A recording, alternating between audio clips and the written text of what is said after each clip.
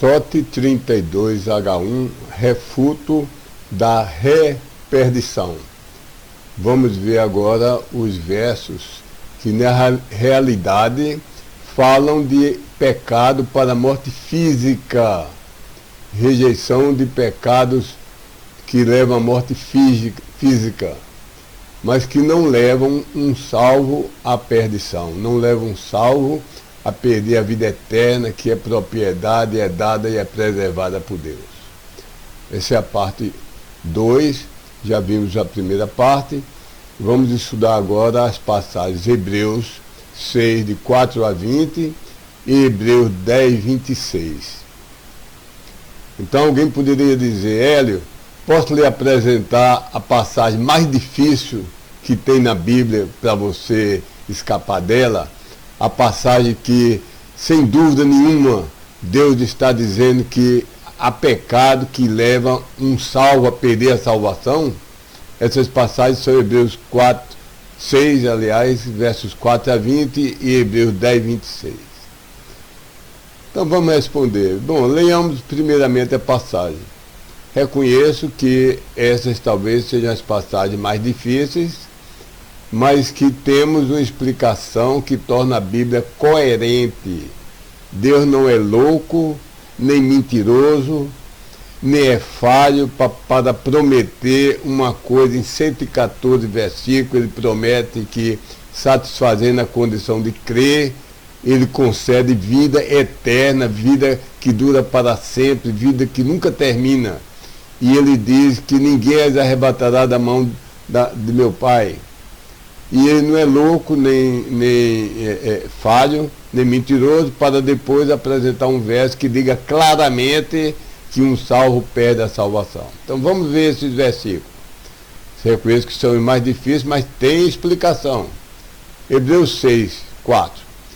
Porque é impossível há aquele já de exatamente uma vez por todas, havendo sido iluminados, e havendo eles provado o gosto do dom gratuito celestial, e participantes, havendo eles sido tornados da influência do Espírito Santo, e havendo, verso 5, e havendo eles provado o gosto da boa palavra de Deus e dos poderes do mundo que está vindo, versículo 6, e havendo eles caído para um lado, outra vez os renovar para arrependimento. Assim estariam eles novamente crucificando para a salvação de si mesmos o Filho de Deus e o expondo à vergonha pública. Verso 7, porque a terra, esse verso não é tão importante, 7, 8, 9. Mas temos sido feitos confiantes quanto a vós outros. Nota aí que ele está se dirigindo a dois grupos. Ele fala uma coisa a um grupo e agora fala a outro grupo, o grupo fiel, o grupo de salvos verdadeiros. Começando de novo, verso 9. Mas temos sido feitos confiantes quanto a vós outros, ó amados, das coisas que são melhores e que estão acompanhando de perto a salvação, ainda que assim estamos falando. Então, esses são os versos mais importantes da passagem que você falou. E vamos para agora do 17, que também é importante. Por isso, o mais abundantemente querendo Deus mostrar aos herdeiros da promessa a imutabilidade do propósito do decreto dele, se interpôs medianeiramente com juramento, a fim de que, através de duas coisas imutáveis, nas quais é impossível Deus mentir, firme consolação tenhamos, nós, aqueles havendo corrido para o refúgio, para tomar posse da esperança colocada diante de nós. 19, a qual esperança, como âncora da alma temos, tanto segura como firme, e indo para dentro do interior do véu mais interior. Foi a primeira passagem, não vi aqui nenhum canto onde Deus diz: olha, um salvo, a pessoa que creu e foi salva, depois eu vou tomar a salvação de volta, vou desmentir minha palavra, eu estava enganando, eu somente o estava enganando e depois ele vai terminar no inferno. Não tem nada parecido com isso. E você também pode perguntar, aliás, já perguntou sobre Hebreus 10, 26, vamos ler. Porque se estamos deliberadamente pecando nós, depois de receber o correto conhecimento de a verdade, então já não mais resta sacrifício nenhum concernente aos pecados. Novamente, aqui não está dito que um salvo, principalmente um salvo da dispensação das igrejas constituídas de gentios convertidos, igrejas que não são igrejas da transição do Evangelho, do livro de Atos, mas são igrejas já plenamente estabelecidas. Aqui não há nada que diga que um salvo, a pessoa que creu, foi salva, foi submersa, foi fiel na igreja muito tempo, ou depois fraquejou, caiu num pecado da carne. Não tem nada dizendo que mesmo assim, ele fraquejando, ele perdeu a salvação. Vamos analisar cada um desses versos. Eu responderia começando a dizer: ó objetor, toma as explicações das primeiras passagens da parte 1. Nós estamos na parte 2 de SOT 32H1. Vá para a videoaula da primeira parte e toma as respostas e adapta-as para os versos da agora, e está tudo resolvido. Mas se você não tem a primeira parte, vou fazer um resumo. Não é certo que essa passagem, primeiro de tudo, foi dirigida a crentes de igrejas de gentios convertidos nessa dispensação. Por que não é certo? Porque o livro de Hebreus foi destinado a hebreus, foi destinado a judeus. Então, em algumas partes está falando de judeus realmente crentes, e em outras partes está falando de judeus no umbral, na porta, no limiar, na porteira, na fronteira, quase entrando na graça, mas ainda agarrado nas coisas da lei.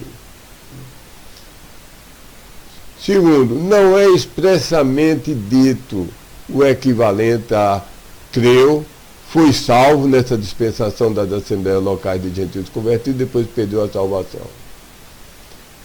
E terceiro, uma vez que eu já lhe mostrei, mandei por escrito 114 versos que se aplicam a essa dispensação, e onde Deus explicitamente, usando as palavras e as letras exatas, ele afirma como condição: crê, se te arrependeres e creres, se receberes, e como consequência infalível, que não falha, que nunca é anulada, ele diz que tem a vida eterna. Eterna significa isso, que nunca se acaba, não pode se acabar.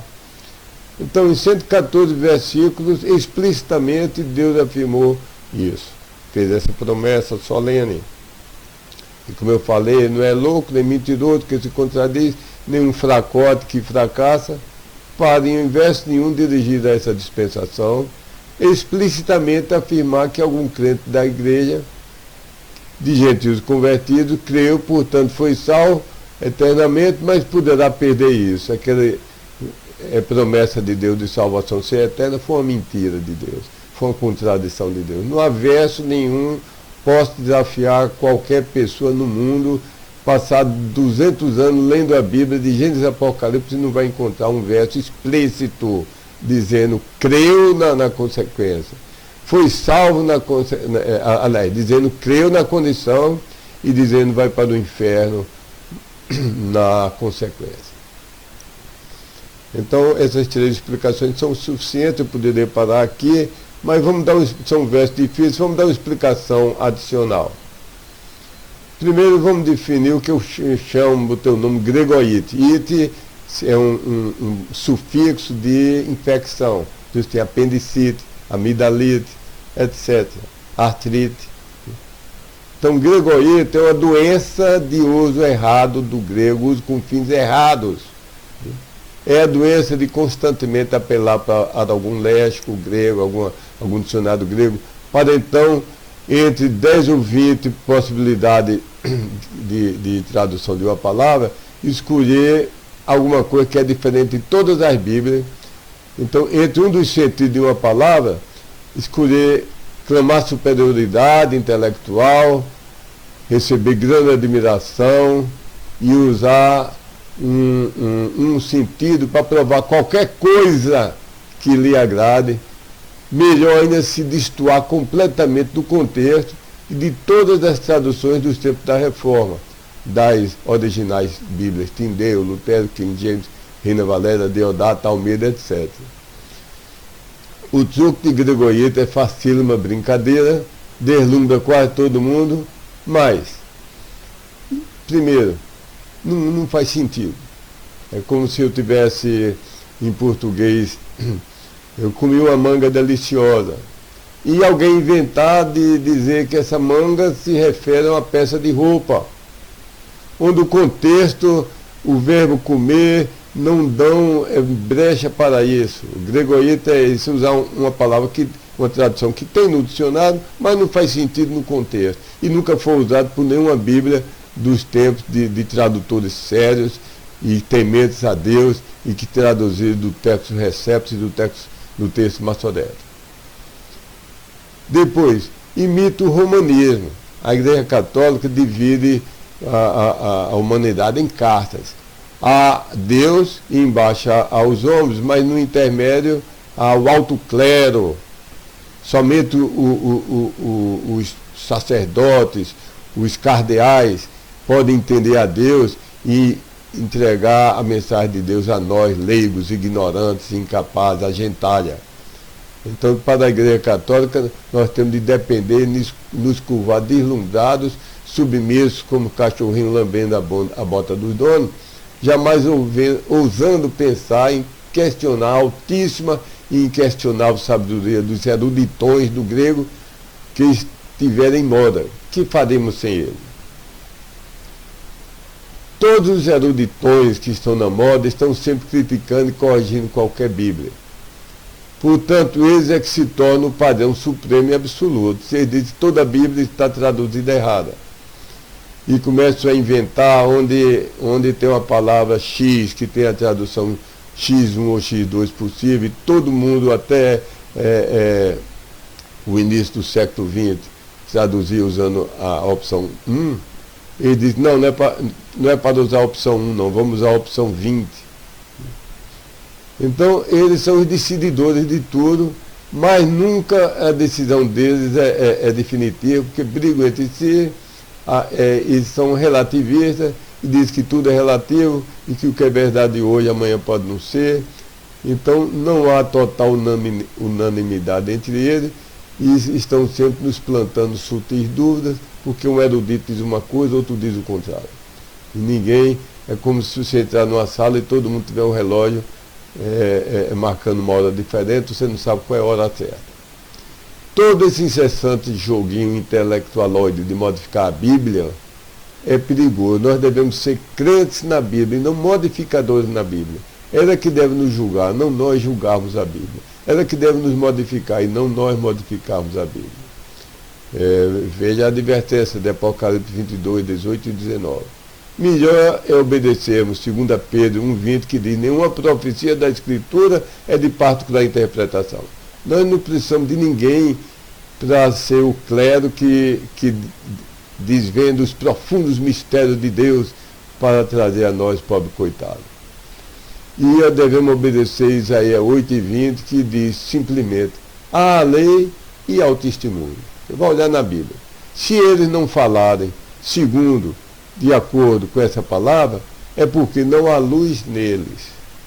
Melhor termos um padrão absoluto nas Bíblias da época da Reforma.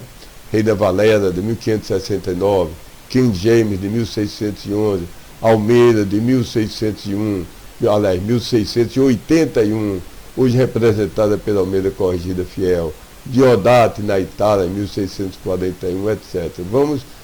Vamos crer que Deus deu sua palavra, ela preservou, e homens fiéis a traduzir, não precisamos ficar eternamente, constantemente, dependendo de modismo, de malabarismo, de pessoas que fazem truques para fazer com que a Bíblia diga o que não está dizendo. Evitemos cair na armadilha de Gregorieto, dos que querem fazer malabarismo com a Bíblia. Se temos na mão os textos Receptus e Massoreto, traduzidos por equivalência formal, por fidelíssimos e competentíssimos crentes, tradução provada por séculos de bênçãos do Senhor, Bíblias usadas para o o reavivamento, Bíblias usadas para ganhar milhões de almas, como a King James Bible, a Almeida Corrigida Fiel, etc. Tudo o que precisamos é um bom dicionário do nosso próprio idioma. Tantas pessoas me perguntam coisas pela internet ou pessoalmente, e geralmente eu digo, a primeira, já olhou o que essas palavras de português significam antes de você ficar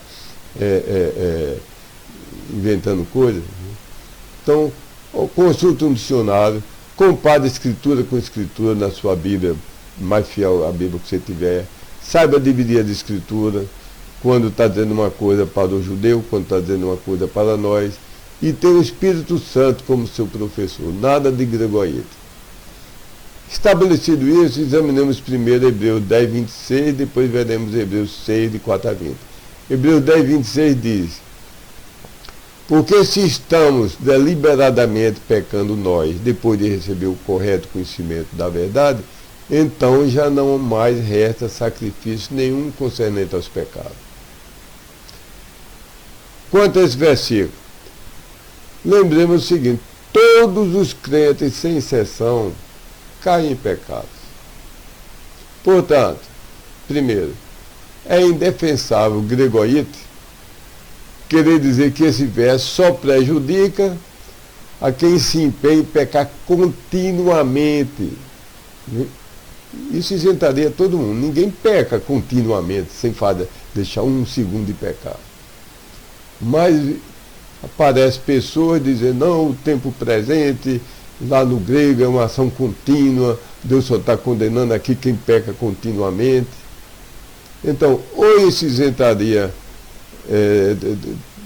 todos, porque todos pecam continuamente, ou eles querem dizer que são santos e nunca pecaram. Então, não faz sentido, a explicação não é essa.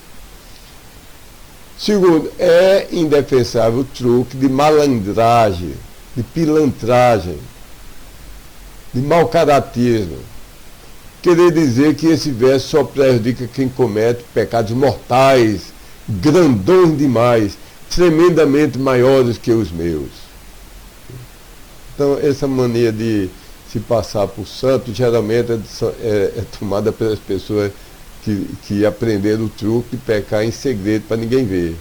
Mas as pessoas que eu tenho convivido, que mais bancam publicamente santarrões, muitas vezes eu descobri, falando com pessoas da família, com vizinhos, que são das pessoas mais pecaminosas do mundo. Davi pastor, desaconselha ao filho, ele fazia coisas erradas na bebida, na área de álcool, de sexo, e um filho adolescente, ele diz, faça como eu, quando eu quero fazer essas coisas, viagem vou fazer a mais de 100 km de distância. E aquilo indignou o filho, ver aquela hipocrisia do pai. Bom, A e B, que eu falei, esses dois argumentos implicam que Hebreus 10, 26 se aplica a todos os tipos e graus e números de pecado. Portanto, há somente duas posições possíveis para explicar o verso.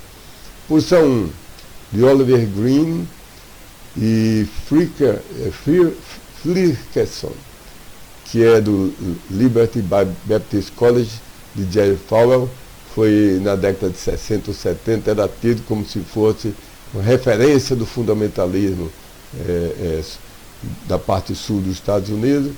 Hoje caiu tremendamente. Mas, enfim, esses dois homens ensinam que a passagem é hipotética, que os si das passagens de 10 a 26 e de 6, de verso 4 a verso 20, todos os si, não podem jamais ocorrer.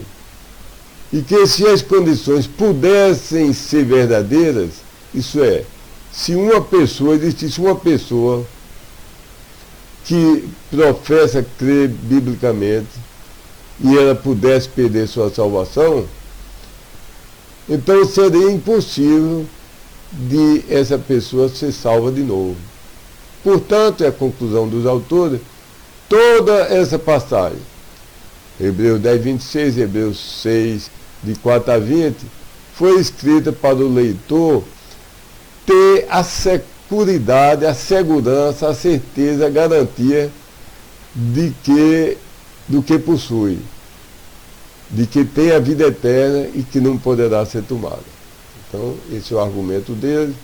Se você quer seguir esse argumento, pode seguir, mas eu acho que erram, porque se é dito se estamos deliberadamente pecando nós, há uma implicação que isso é possível. Não foi dito, se fosse possível pecarmos voluntariamente, não foi dito assim. Quando eu digo a meu filho, olha, se você for à cidade hoje, por favor, traga isso para mim, eu estou supondo que ele, possivelmente ele vai à cidade e até provavelmente vai. Eu não vou dizer, olha, se for possível você se multiplicar em 1000 pessoas diferentes, faça isso para mim, porque isso é impossível. Então eu não vou dizer uma coisa que é impossível. É dito, havendo caído para um lado. Nunca foi dito, se fosse possível que recaíssemos. É dito, aquele ao Filho de Deus havendo pisado. Nunca foi dito, se fosse possível que alguém pisasse o Filho de Deus. Portanto, a correta é a posição 2. Posição 2 é que a condição do se é possível. Isto é, Hebreus 6, de 4 a 6 e 10, 26, não tratam de algo que jamais poderia acontecer, mas sim de algo que, pelo menos em certas situações, de certas dispensações, pode realmente acontecer. Hebreus 6, de 4 a 6 e 10, 26, provavelmente são as duas mais difíceis de entender, as duas passagens mais difíceis de entender e de explicar, de modo a não contrariarem os 114 versos, porque Deus não pode se contradizer. Então, são passagens realmente difíceis de explicar. São difíceis para os nossos acusadores, então serve trabalho a nós também explicar. Mas nós podemos explicar e os acusadores não podem explicar como é que eles estão introduzindo uma contradição e fazendo Deus de mentiroso, louco, eu dei uma palavra, mas não vou dizer. Então, se há 114 versos, onde claros e explícitos e irrefutáveis, que não há dúvida, não há ambiguidade, não há outras alternativas de entendimento, só tem uma alternativa de entendimento. Quando o carcereiro perguntou, senhores, que devo eu fazer para ser salvo? E a resposta, crê e serás salvo, tu e tua casa. Isso não há nenhuma dúvida, que quem crê é salvo. Quando Deus diz, na verdade te digo, se alguém ouve a minha palavra e crê naquele que me enviou, tem a vida eterna. Tem é no presente, é uma coisa definitiva. E eterna é algo que nunca pode ser tomado, destruído, anulado, nunca pode ser retomado, dura para sempre, nunca termina. Então você tem 114 versos explícitos, não são esses versos com, de algum modo nebulosos, de algum modo ambíguos, de algum modo difícil de entender, não é o duvidoso que vai destruir 114 coisas claras. Nós temos que explicar, entender as coisas duvidosas sob a luz das coisas claras, não o contrário, tomar uma coisa duvidosa para destruir as coisas claras. Bem, precisamos estudar e esclarecer melhor essas duas passagens. Agora, já falamos do 10:26, vamos falar da outra parte. Quanto a quem são aqueles havendo sido iluminados, de Hebreus 6, de 4 a 10, há somente 4 posições leóticas. Posição 1. Posição 1. Na atual dispensação, genuínos salvos podem perder a salvação e nas demais dispensações também podem perder a salvação. É a posição arminiana. Então, são duas coisas, precisa de duas condições. Para refutarmos esse par ligado pela condição I, a gente chama conjunção, basta refutarmos a primeira das duas metades. Se é uma corrente que tem dois elos, você serrar um dos elos e destruir a corrente, ou o primeiro ou o segundo elo. Aqui vamos refutar a primeira das duas metades. E os 114 versos refutam. a posição de que na atual dispensação salvo pode perder a salvação. Isso é falso, porque nós vimos 114 versos que refutam isso. Posição 2. Na atual dispensação, os salvos genuínos não podem perder a salvação. Mas nas demais dispensações podem perder a salvação. Então há alguns ultradispensacionalistas que pensam assim. Eu não penso. Já provamos a primeira metade dessa conjunção e. Você tem um i, você diz alguma coisa e outra coisa. Então já provamos a primeira parte. Agora temos que desprovar a segunda. Porque você tem uma corrente com 2 elos, um não pode ser partido, que é verdade, já foi provado. Você tem que procurar ver se consegue partir o outro elo da corrente. E para desprovar, veja o artigo A Salvação Somente por Obras e a Parte da Fé, e por uma mistura de fé e obras. Isso está no site Sola Escritura. Posição 3. Então, fazendo o resumo, nós provamos nesse artigo que salvação sempre foi pela fé, somente pela fé, nada mais do que a fé, sem mistura de fé e obras. Então, nesse artigo, você vai ver que não há perda de salvação. Quando a pessoa é salvo para sempre em todas as dispensações. Agora, aos professos, os falsos crentes, esses não vão ser salvos porque nunca foram salvos. Posição 3. Na atual dispensação, genuínos salvos podem perder a salvação. E nas demais não podem. Para refutar esse par ligado pela conjunção I, essa corrente de 2 elos, basta refutar uma primeira das 2 metades, e já fizemos isso na posição 1. Posição 4, que é a única correta e na qual vamos nos demorar, na atual dispensação, genuínos salvos não podem perder a salvação. E em todas as outras demais dispensações, também genuínos salvos não podem perder a salvação. Já provamos a primeira parte dessa conjunção, que diz que na atual dispensação, genuínos salvos não podem perder a salvação. Falta provarmos a segunda parte, mas essa prova da segunda parte também está no mesmo artigo que eu refiro você a procurar e ler. O nome do artigo, vou repetir, é A Salvação Somente por Obras e a Parte da Fé, e por uma mistura de fé e obras. Então lá está provado que nas outras dispensações também a pessoa é salvo pela fé, e uma vez salvo, é salvo para sempre. Há uma explicação que corresponde à única posição correta, que é a posição 4, que enunciamos. Então, essa explicação, além desse artigo que eu referi, mas vou citar aqui as notas da Bíblia LTT, a Bíblia Literal do Texto Tradicional, na edição de novembro de 2019, ela está sempre em revisão, procurando aperfeiçoamento, e tomei a edição agora de novembro de 2019, e há algumas notas que são interessantes para o assunto de hoje. Então vou ler os versículos principais com as notas. Então primeiro é Hebreus 6,4.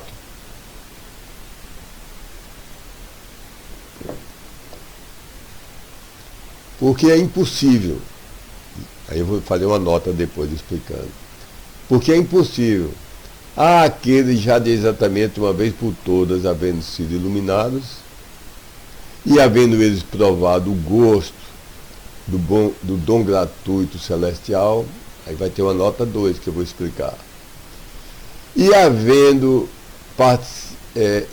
participantes, havendo eles sido tornados a influência do Espírito Santo.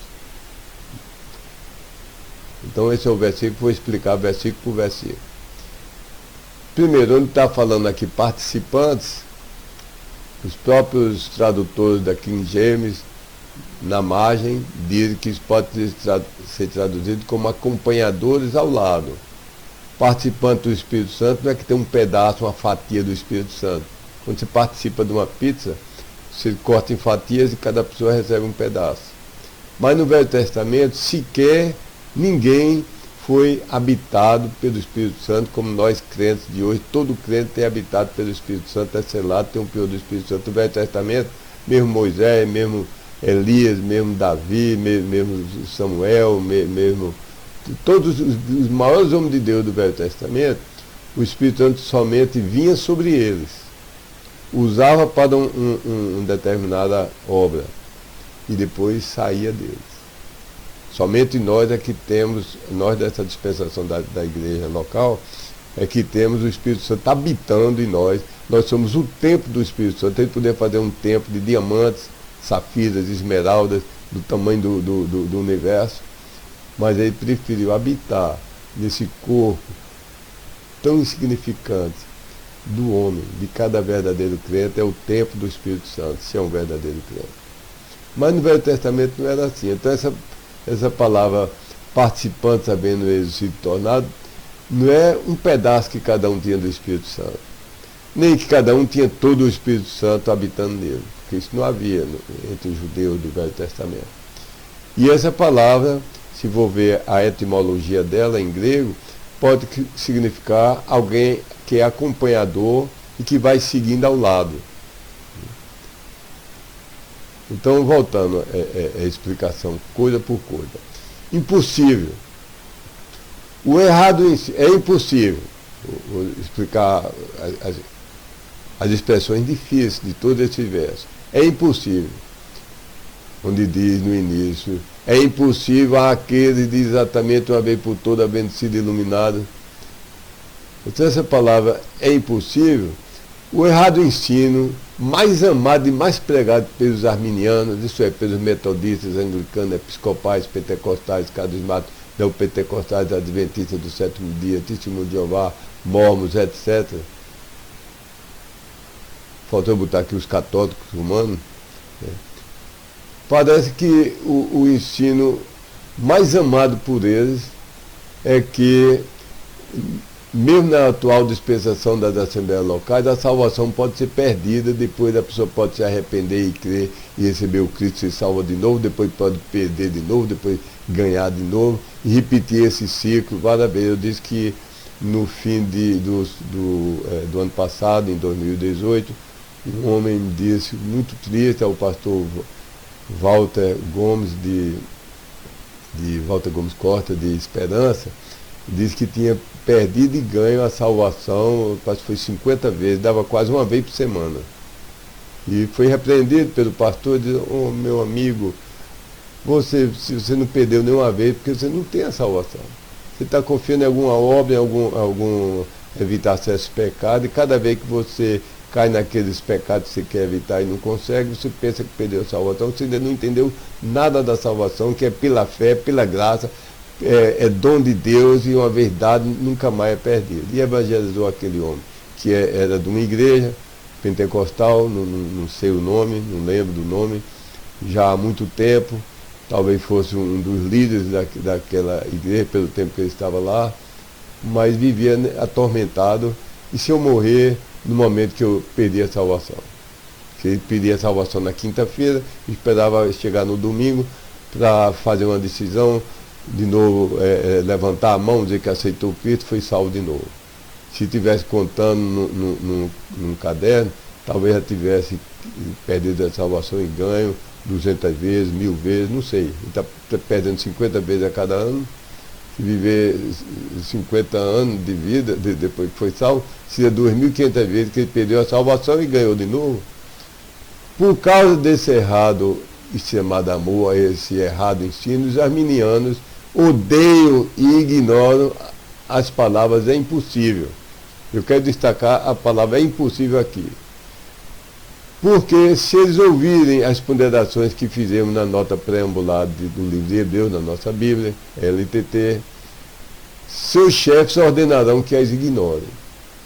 No entanto, além de ranger os dentes de raiva contra ele, nada podem fazer contra um fato irrefutável nesse versículo ensinado. Se um salvo dessa dispensação das assembleias locais pudesse perder, e não pode, como já foi provado em várias páginas web, que eu vou dar por escrito, mas não vou ler agora, que é complicado ler endereço da web. Então, se pudesse perder a salvação, e foi provado que não pode, então esse verso pura e simplesmente diz que ele já perdeu uma vez, a primeira vez, então ele jamais, em hipótese nenhuma, poderia reganhar sua salvação. Como é, meu Deus, como é que essas pessoas não entendem que estão apunhalando e se matando a si mesmo? Porque esse versículo diz que, deixa eu ler aqui de novo aqui, é impossível, resumindo, foi iluminado, perdeu a salvação, diz que é impossível reganhar a salvação. Então está explicada essa palavra, é impossível, e é irônico, é de me causar espanto como é que essas pessoas arminianas não entendem esse versículo. Se perdesse uma vez, não ganhava mais nunca. Nota 2. Em Hebreus 6,4, a frase, havendo provado o gosto, o verbo tem aqui, em grego, se vou dar por escrito, a pronúncia é genomai. Esse verbo significa provar. Tem um verbo para a palavra comer, é outro verbo. Mas esse verbo significa provar.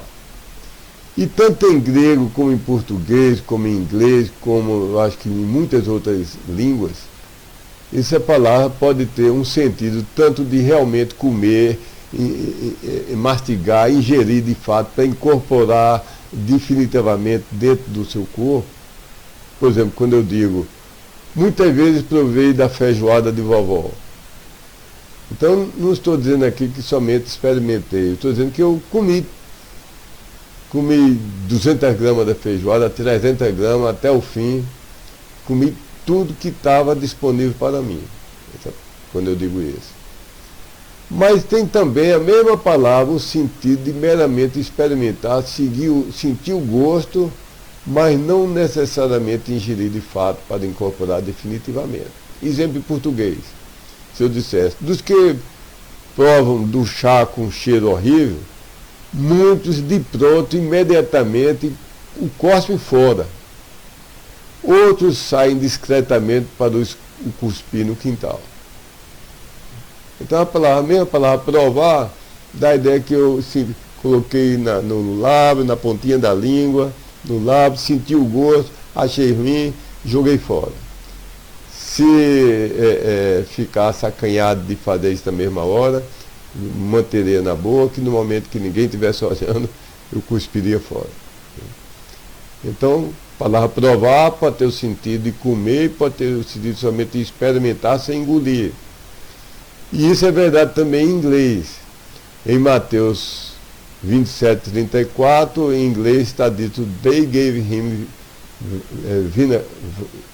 vinegar. Tudo. Eu esqueci essa palavra que nunca usei, não é do meu. Eu ensino, eu leio teologia e matemática, não uso essa palavra. É vinagre. They gave him vinegar to drink mingled with gall. Gall é fel. A vesícula biliar tem um líquido de gosto terrível. Se você vai tratar de um animal, que a minha avó tratava naquele tempo, comprava a galinha já morta, o pato já morto, o peru já morto, era morto lá em casa, e mesmo o peixe, ela tinha cuidado de não, com a faca, quando estava abrindo, não ferir aquela vesícula, que é como uma bolha, porque se ferir e derramasse, perdia o animal todo, perdia o almoço, jogava fora, que tem um gosto horrível. Então deram vinagre misturado com fel, que era uma bebida que eles criam que anestesiava a pessoa para não sentir a dor. Mas a Bíblia diz, and when he had tasted thereof, he would not drink. Traduzindo todo, eles deram a ele vinagre para beber misturado com fel. E quando ele tinha experimentado disso, ele não quis bebê-lo. colocado dentro da sua boca, mas Jesus não engoliu uma gota sequer. Foi colocado nos lábios, mas Jesus não engoliu, cuspiu fora. Então, os homens de... Tudo que eu disse até agora é que a palavra provado pode ter dois sentidos. Os homens de Hebreus 6 podem ser judeus que professaram Cristo, mas que pararam pouco antes de ter real fé nele. Depois de avançar até a fronteira soleira umbral da salvação. Até mesmo acompanhando ao lado do Espírito Santo em sua obra de iluminação e convicção. Que isso pode ter sido, esses homens podem ter sido judeus que tiveram a ação do Espírito Santo, iluminando, convencendo, e eles viram o gosto do Evangelho, sentiram o doce aroma de Cristo, sentiram a doçura da salvação pela fé, pela graça, mas estavam amarrados a rituais judaicos, ficaram na indecisão, no limiar, como na porta de entrada, queriam entrar, mas não conseguiam se libertar do judaísmo. Então, pode ser pessoas dessas, porque essas pessoas não engoliram, não é dito na Bíblia que comeram, só é dito que eles provaram, experimentaram. Não é dito que eles creram, no canto não é dito que eles tiveram fé, nem que foram salvos. Em certo grau, há uma remota semelhança deles com os espiões de Cades Barnea em Deuteronômio 1, de 19 a 26. Lembra aqueles homens que foram espiar a terra e viram a terra, viram que era boa, trouxeram do próprio fruto dela em suas mãos e ainda assim retrocederam no coração. Nós não vamos conseguir, vamos ficar aqui mesmo, o povo é muito forte, parecem gigantes, nós dianteiros somos como gafanhoto ou grilo, não vamos não, as cidades são muito fortificadas. Então eles viram, experimentaram, viram a qualidade boa da terra, mas não entraram. Então eu acredito que esses homens falados aqui em Hebreus 6 foram judeus que experimentaram, mas não entraram na salvação. Mais detalhes na Bíblia anotada de Scofield, aí em inglês, ou então da Almeida Corrigida Fiel, porque tem umas aí que usam o nome Scofield, mas alteraram muito as notas dele. Mais outra nota, em Hebreus 6,5, a Bíblia diz: e havendo eles provado o gosto da boa palavra de Deus, mesma explicação, eles provaram o gosto da boa palavra de Deus. Essa palavra pode ser a palavra escrita, que é a Bíblia, e pode ser a palavra encarnada, que é Cristo. Mas provavelmente tem mais força que experimentar o gosto da palavra encarnada, o verbo de Deus, que é Cristo. Experimentaram os poderes do mundo que está vindo, mas não entraram. Verso 6 diz: e havendo eles caído para o... Se eles fizerem tudo isso, experimentaram a doçura do Evangelho, o aroma de Cristo, mas seguiram acompanhando um certo tempo, pareciam crentes, cristãos convertidos um certo tempo, mas a Bíblia diz em verso 6, e havendo eles caído para um lado, então é impossível outra vez os renovar para arrependimento. Assim estariam eles novamente crucificando para a salvação de si mesmos e o Filho de Deus, e o expondo à vergonha pública. Aqui tenho duas observações a fazer. Primeiro, é uma observação muito abrangente. A conclusão sobre tudo isso, sobre Hebreus 6, de 4 a 6, e Hebreus 10, de 26 a 31, primeiro, nenhuma interpretação pode deixar de enfatizar a ressalva, a exceção feita, a isenção feita, a não aplicabilidade para os verdadeiros crentes da presente dispensação das assembleias locais. O que eu estou dizendo? Nenhuma interpretação, adota a interpretação que quiser, mas faça uma coisa, reconheça que há uma ressalva.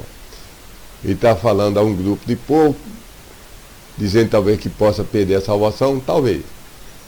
Mas depois ele se volta e fala com os verdadeiros crentes, no versículo 9, e diz: mas quanto a vós, ó amados, temos sido feitos confiantes de coisas melhores e coisas acompanhando a salvação.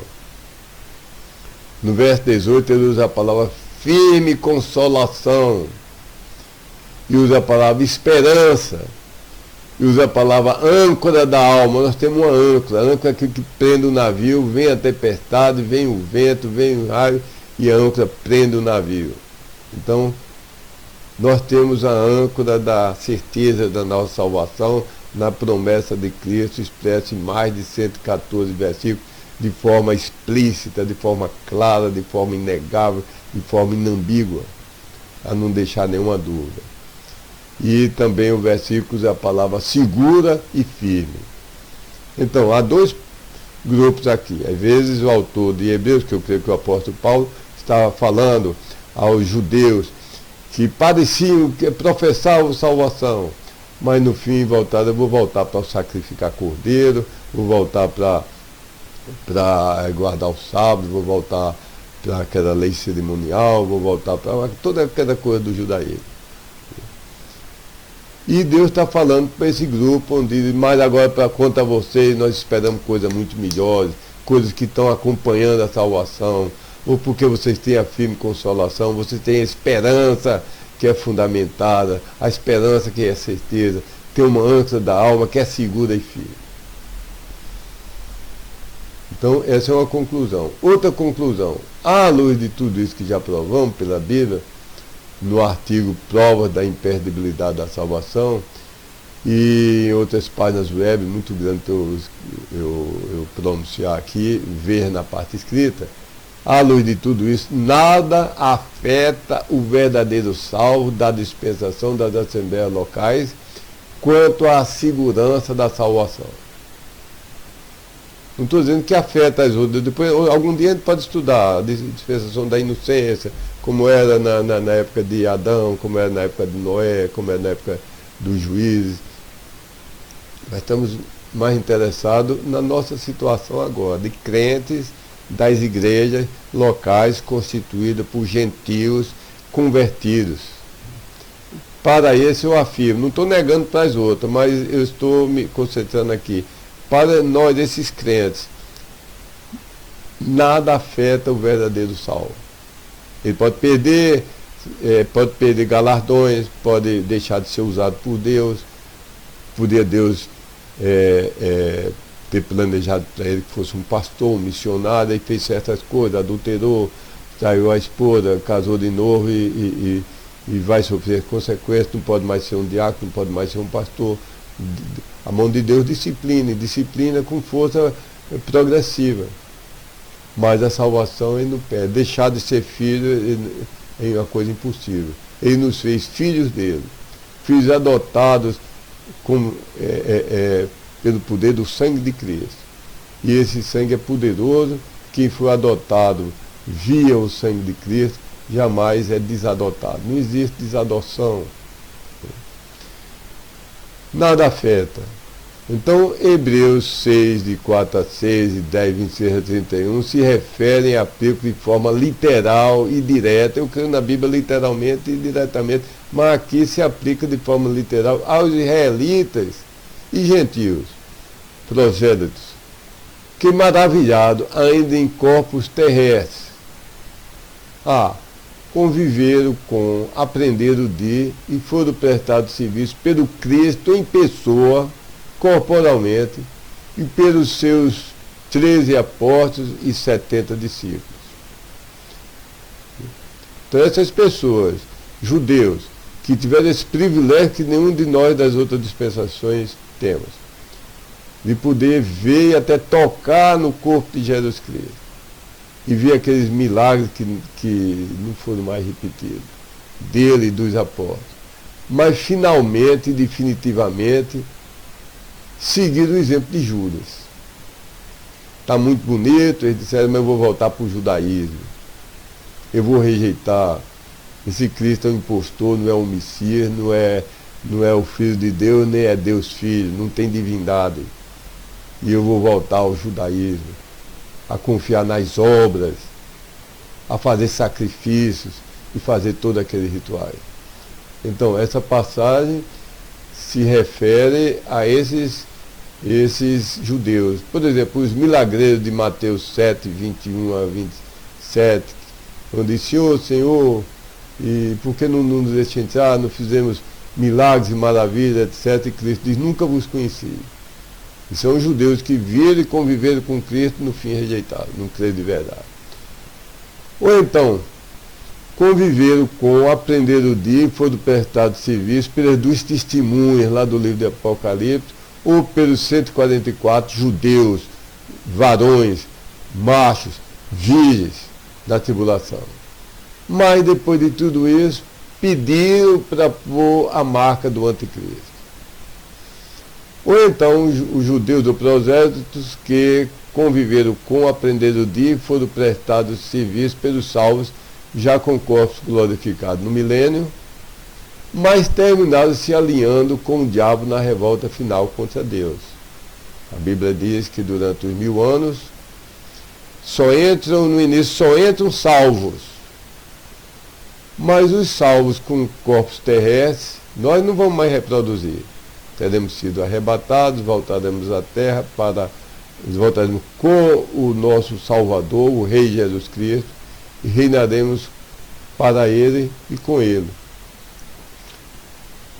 Mas haverá uma humanidade que será salva, de judeus convertidos, de gentios que acolheram, onde Jesus diz: vinde bendito de meu Pai, porque tive fome, me deste de comer, tive sede, me deste de beber, etc. São os gentios que se converteram na época da tribulação e ampararam os judeus, talvez os 144 mil, quando perderam a imortalidade, eles ampararam em casa, com risco de suas vidas, talvez foram presos, estavam sendo torturados, mas não tinham morrido ainda. Então, quando Cristo voltar, derrotar o anticristo e seus exércitos, e todos os ímpios forem retirados e lançados no inferno, só vão ficar os salvos. Então esses salvos vão povoar a terra novamente e vão ter corpos terrestres. Mas os filhos e os filhos dos filhos e os filhos dos filhos dos filhos deles, não é garantido que vão ser salvos. Então, muitos que vão viver no milênio vão professar crer em Deus, confessar crer em Cristo, mas com o coração revoltoso. Quando aparece Satanás, muitos vão seguir. Então, essa passagem também se refere a esses três grupos, né? Os judeus da época de Cristo, que fingiram salvação, mas não tinham salvação. Os judeus da época dos apóstolos, que fingiram salvação e não tinham. E os judeus e os convertidos da tribulação, que fingiram salvação, mas não tinham salvação, e vamos botar a marca da besta. Ou o terceiro grupo, os que viviam no milênio, os pais e avós eram crentes, mas eles eram exteriormente, não blasfemavam de Deus, porque poderiam ser mortos imediatamente, não faziam assassinato porque poderiam ser mortos antes de cometer o assassinato, mas interiormente eles diziam: se eu voltasse àquele tempo onde havia prostituição, havia bebida farta e abundante, se voltasse àquele tempo. Quando Satanás sai da sua corrente, em pouco tempo ele conquista esses corações revoltosos. Então esses não vão ter salvação. Note que todas essas pessoas desses três grupos provaram o gosto do dom celestial, provaram as virtudes do século futuro, que é o milênio, não é a dispensação das assembleias locais, alegaram conversão, se tornaram acompanhantes ao lado do Espírito Santo, mas não ajuntaram obediência e perseverança à fé professada. Hoje nós somos salvos só pela fé sem obras. Nem precisamos obras comprobatórias da nossa fé. Mas noutras dispensações, Deus, na sua soberania, exige que haja obras que comprovem a fé. A salvação é pela fé. Mas um gentil que dissesse: olha, eu não me circuncido, eu não adoro a Deus, eu não vou ao templo, eu não faço oferta a Deus, eu blasfemo de Deus. Esse judeu não tem salvação possível para ele. O crente de hoje, sob tortura, pode até fazer tudo isso, mas não perde a salvação. O das outras dispensações, se fizer, é porque nunca foi salvo. Note também que nenhum dos casos é na presente dispensação das assembleias locais plenas, porque as igrejas do livro de Mateus a Atos e de Hebreus a Judas eram assembleias de transição, eram igrejas de transição, com mistura de alguns poucos gentios e a maioria de judeus, parte deles realmente convertida, a maior parte apenas num grau da salvação e vacilando entre a graça e a lei, e depois retrocedendo para a lei. Na dispensação das assembleias plenas, da assembleia majoritariamente de gentios convertidos, a salvação é só pela fé, sem necessidade de obra comprobatória, é preservada por Deus, de modo que não podemos fazer que a faça ser perdida. Nada podemos fazer que faça a salvação ser perdida agora nessa dispensação. Nas outras dispensações, particularmente na da lei e na 70ª semana de Daniel, ou a tribulação, a salvação é somente pela fé. Mas a fé tem que ser uma fé tal que seja comprovada por obras apropriadas. Consequentemente, a passagem também se aplica ao período de 7 anos de tribulação que começará após o arrebatamento do verdadeiro crente para fora de suas igrejas locais. Outra nota, ainda referente a Hebreus 6,6, tem a frase, e havendo caído para um lado. Quanto ao Velho Testamento, os versos 1 a 20 se referem aos israelitas proibidos de gozar da bênção física na Canaã física. O que é isso? Cair de lado. Se a gente vir no Velho Testamento, são aqueles espias que foram, entraram lá, viram, gozaram da abundância da terra, da riqueza, da bondade da terra, mas depois se acovardaram e não quiseram ir, e convenceram a população toda de Israel, as esposas, os filhos, tanto que aquela geração teve que perecer no deserto. Somente entraram na terra prometida, daquela primeira geração que era adulta, somente entraram Josué e Caleb, porque todo o resto do país, a não ser as criancinhas ainda sem entendimento, mas os adultos, os homens, as mulheres, todos tinham caído nisso. Então, havendo caído para um lado, se refere a perderem a bênção física, da Canaã física. Quanto aos recebedores dessa epístola de Hebreus, note que eram judeus, e veja a nota do preâmbulo do livro de Hebreus, antes do verso 1 do capítulo 1 de Hebreus. Eram judeus no período de transição diante da diáspora, que a igreja já havia, desde o dia que Cristo andava, era uma igreja itinerante, que andava com Cristo, era uma igreja porque tinha todas as características de uma igreja. Tinha uma doutrina única, tinha um pastor, tinha até um tesoureiro, e Cristo trata, e até Cristo diz que quando um irmão pecar contra outro, vá primeiro sozinho, depois vá com dois, depois leve para a igreja. Já havia igreja em Israel, onde havia um grupo de convertidos de Cristo, que não podiam acompanhá-lo, mas ficaram nas cidades por onde Cristo passou, e aqueles grupos se reuniam para adorar e para servir a Cristo. Aqui já eram igrejas. E em Pentecostes é dito que foram acrescentadas 3.000 almas. Se é acrescentado, é algo que já existe antes. Se alguém diz, olha, eu acrescentei 3.000 reais na minha conta bancária, é porque já havia dinheiro lá, a conta já existia. A igreja não começou em Pentecostes, começou antes. Não sei o dia, mas poderia ser bem quando Cristo reuniu os seus apóstolos, e ali foi a primeira igreja. Então, aquela primeira igreja estava num período de transição, superpontos. Havia ainda Israel e havia a igreja durante alguns tempos. Até que onde Israel foi disperso, no ano 70, quando o general Tito invadiu Jerusalém e destruiu, e os judeus se espalharam pelo mundo inteiro.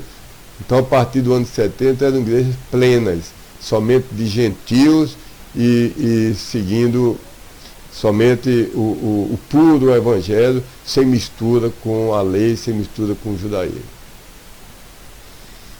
A advertência, portanto, é para Israel corporativamente se converter em maior extensão e verdade. E para os salvos e judeus não arrefecerem na fidelidade. Assim Israel não viria a sofrer tão terrivelmente. Por exemplo, Israel não ouviu essa advertência do livro de Hebreus, então houve a diáspora, houve o holocausto nazista, onde Hitler e os nazistas mataram acho que 6 milhões ou 7 milhões de judeus. Resumo, abrangendo mais do que o livro de Hebreus, abrangendo toda a Bíblia. Sim, sempre, em todas as dispensações e transições de julgamento entre elas,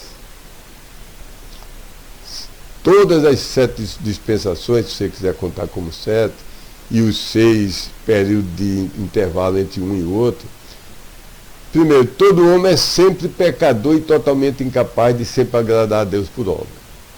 Segundo, há um só plano de salvação para todas as dispensações, só um plano, não tem um plano de salvação para Moisés, outro plano de salvação para a gente, outro plano de salvação para a tribulação, não são muitos planos de salvação, é um só. A salvação é toda e somente pela graça, através da fé, a fé verdadeira, no verdadeiro Salvador, de acordo com a revelação escrita. No Velho Testamento, eles escreviam no Cristo que havia de vir. Nós cremos, olhando para trás, no Cristo que já veio e mora no nosso coração. Mas sempre a fé, mesmo que no Velho Testamento não soubesse o nome, mas criam na promessa que Deus deu a Adão e Eva, que viria da semente dela, viria quem iria esmagar a serpente. Então Adão foi salvo olhando para Cristo sem saber o nome, Eva foi salva olhando para Cristo sem saber o nome, Abel foi salvo olhando para Cristo sem saber o nome. Sempre a salvação foi pela fé, somente pela fé, a fé verdadeira, depositada no verdadeiro Salvador, o Messias prometido na Bíblia, e fé em toda e cada palavra da Bíblia. Olhar a Bíblia, abrir e dizer o que estiver dito aqui, eu creio literalmente do jeito que está. Então, sem fé, ninguém será salvo.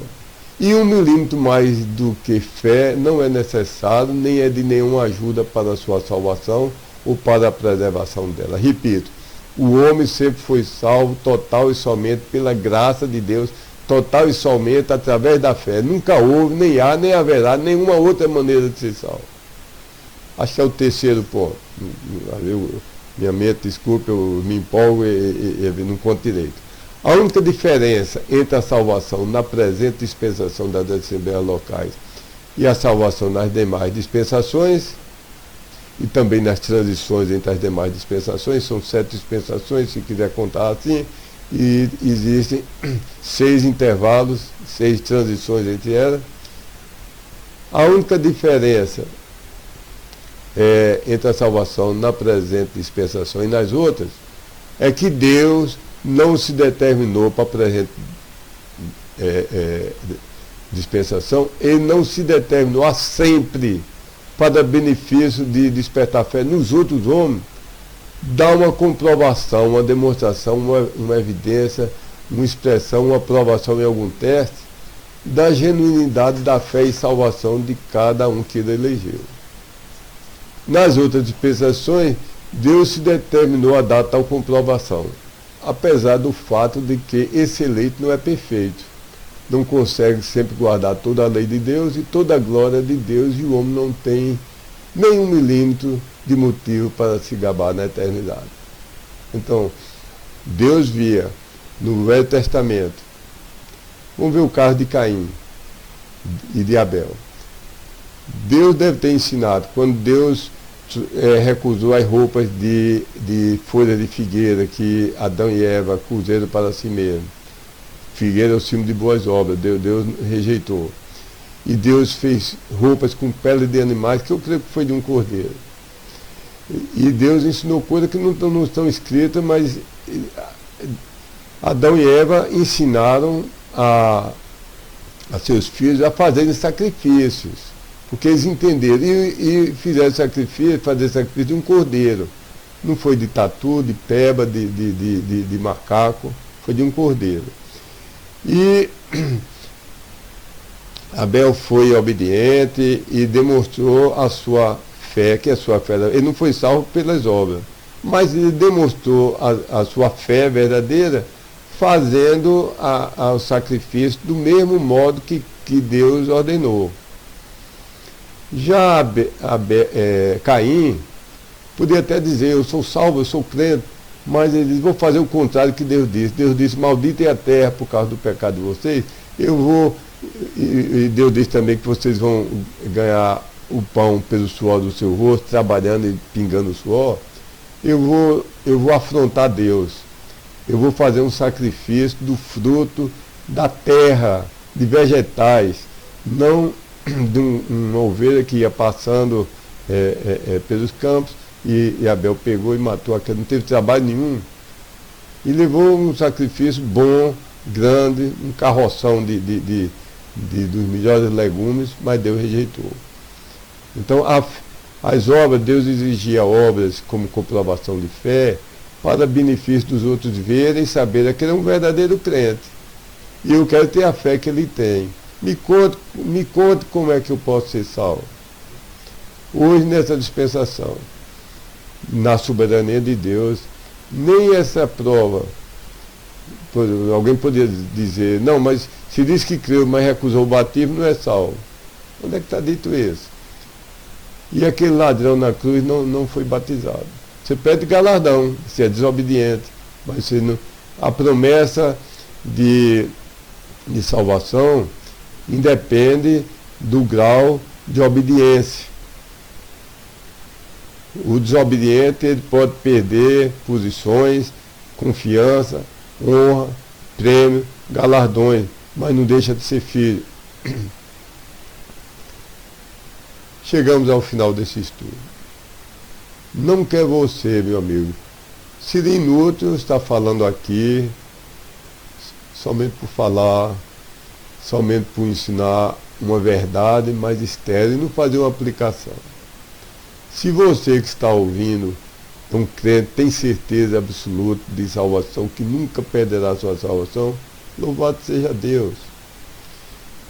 Se você se ira contra essa doutrina, porque ainda ensinaram a se irar contra ela, e você tem ouvido essas videoaulas, e agora Deus começa a tocar no seu coração, não quer você se humilhar, se arrepender, pedir perdão a Deus por nunca ter crido nesses 114 versos, e não quer você agora depositar sua fé nesses 114 versos, fé em Cristo, mas fé baseada nos 114 versos, que ele é um Salvador, que dá a salvação, e não fracassa, e não mente, e não toma nunca. Não quer você fazer isso, meu amigo. Não quer você depositar sua fé em Cristo agora mesmo? Vou orar que Deus dê salvação às pessoas ouvindo esse vídeo. Deus abençoe.